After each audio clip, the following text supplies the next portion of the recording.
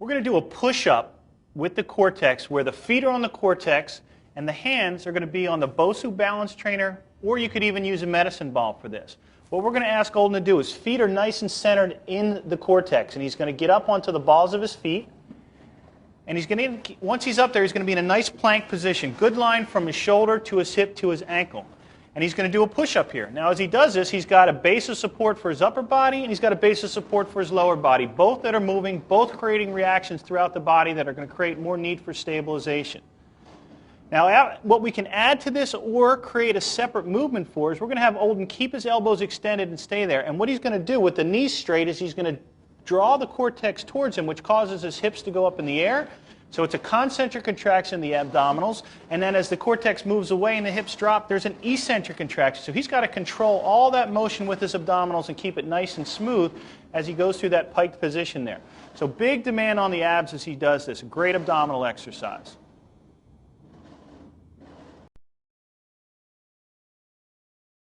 Hip circles are an exercise that we perform in the bridging position and take full advantage of the motion of the Core-Tex to create a reaction at the hips. We're going to have Olden bridge up nice and high in this position. His feet are straight ahead, foot, ankle, knees, hips in line, weights on the shoulders and the shoulder blades.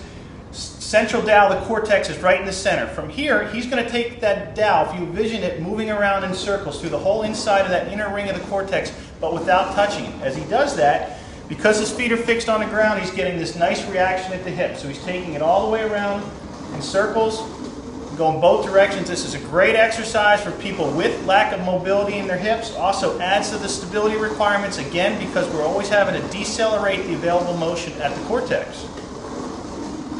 We're going to make it a little bit harder. We're going to have Olden bring his feet closer together as a progression. Now his base of support is much more narrow, and his control has to be greater at the hips and all the way down to the feet as he goes through the same movement.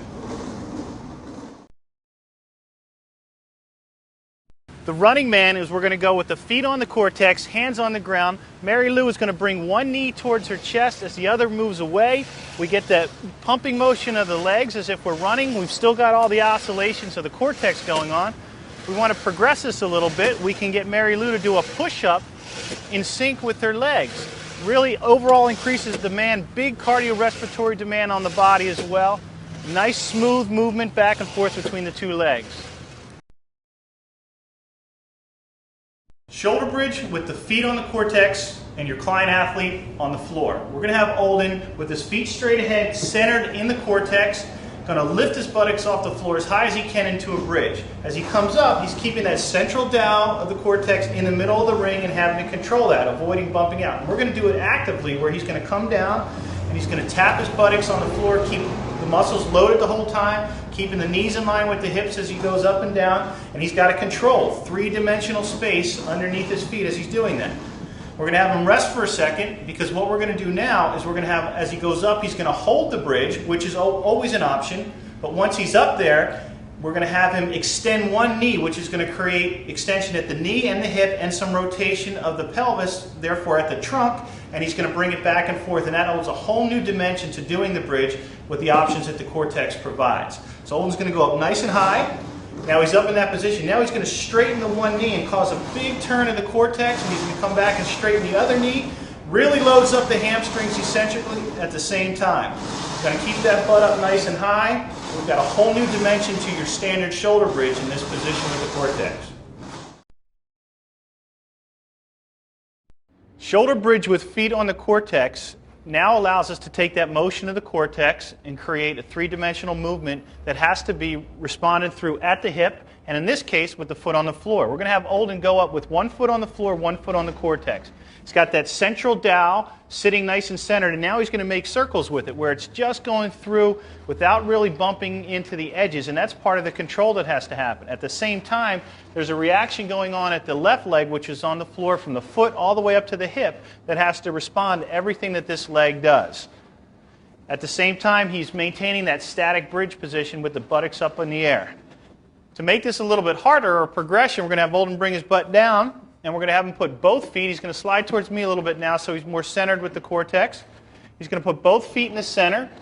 In Olden's case, he's probably going to give himself a little bit more space from the back of his legs to the edge of the Core-Tex, because now we're going to, with the knees and the feet staying nice and tight so that it expands the available range of motion at the hip, we're going to have Olden bridge up again, nice and high. He's going to hold that bridge, but now with the feet and knees together, he's going to circle and move in nice, complete circles here all the way through.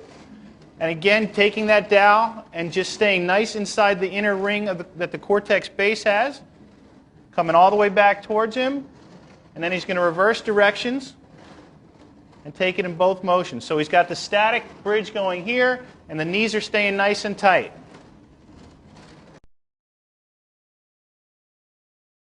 The side lunge is where we're going to use the Core-Tex as the piece of equipment that's going to create the reaction at the opposite knee on the ground. Mary Lou is going to have to eccentrically control the Core-Tex as she goes into her lunge on the right leg, comes back up. And now any moves here are going to be reflected in that right knee. She got to eccentrically control with the adductors as she moves away. If we want to progress this a little bit for Mary Lou, we're going to give her the medicine ball. With the medicine ball, now she's got added resistance. We can also change the drivers, meaning we can bring that medicine ball in different directions, kind of a wood chop. She can reach with it forward as she comes down and back, each time creating a different reaction with the leg on the ground versus the leg on the Core-Tex. The split squat, or the static lunge on the Core-Tex, is going to have the front foot in the center of the Core-Tex, and Mary Lou's going to be keeping a centered downward pressure. So the Core-Tex should be centered, the central dowel is sitting in the middle, back leg is straight. She's got both legs loaded up pretty good, so weight is distributed between the two legs. As she goes down, any disruptions in her center of gravity are going to create a movement here. But again, the back leg is going to take the responsibility for that, to have to control it. So as she's moving here, this back leg's under a lot of demand. If we want to add some different arm motions again and create a disruption in the center of gravity by getting the trunk to rotate or to move into the frontal plane, or any of those things are going to significantly increase the demand of this exercise.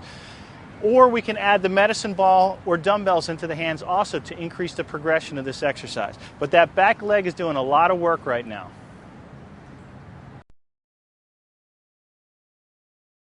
The Spider-Man is a great exercise for oblique movements and rotation, as well as upper body stabilization and activity. So Mary Lou is going to get into the push-up with the rotation, but she's also bringing the knee up to the same side that she's turning to and coming back. She's alternating sides. We're getting a little tap with the toe as she comes up, gives her a chance to stabilize herself a little bit with a little bit of help. If we want to progress this and make it a little bit harder now, Mary Lou's going to do it where the foot never touches the ground, so she doesn't get that extra point of reference as she comes up. Huge demand on both the upper body, all through the core, and those oblique lines. The windmill is an exercise that we do supine laying on the Core-Tex, where we want to work on controlled motion and controlled rotation. So Olden's going to bridge up for us in this position, and he's going to get the Core-Tex centered. So the central dowel is going directly in the center. He's got himself lifted up. His feet and knees are hip width apart. If we want to make it a little bit more challenging, we're going to bring those feet closer together. If we want to make it a little bit harder, or easier rather, we're going to bring those feet apart. He's got the dowel centered. He's going to extend the arms directly over his chest with the elbows straight. And from here, he's going to rotate side to side with both the head and the thorax, but he's keeping it controlled. We're getting some motion across those oblique lines of the body, lots of stability going on down low. So Olden's avoiding bumping the bumper on either side and using that knee to control to keep some constant tension under the muscles through the abdominals, glutes, hamstrings, quads. We're going to make it a little bit harder for Olden. We're going to give him a medicine ball. So now we're going to add weight further away from center. We've got that long lever, so now as the medicine ball moves with him, it increases the overall demand of the exercise. The wrestler defense is an exercise that we use having Olden on his back, feet up, slight bridge going here, and it's going to be like a wrestler or a mixed martial arts fighter trying to defend himself. So he's going to constantly be spinning and working, pivoting on his back, going side to side. In this case, we're using the med ball to create a further disruption of the center of gravity. If we wanted to, we could even partner up with this, where I was working to grab the med ball, he was trying to keep it away from me and spinning around. But in general, big demand on his lower body here, quick feet, high metabolic cost of this exercise.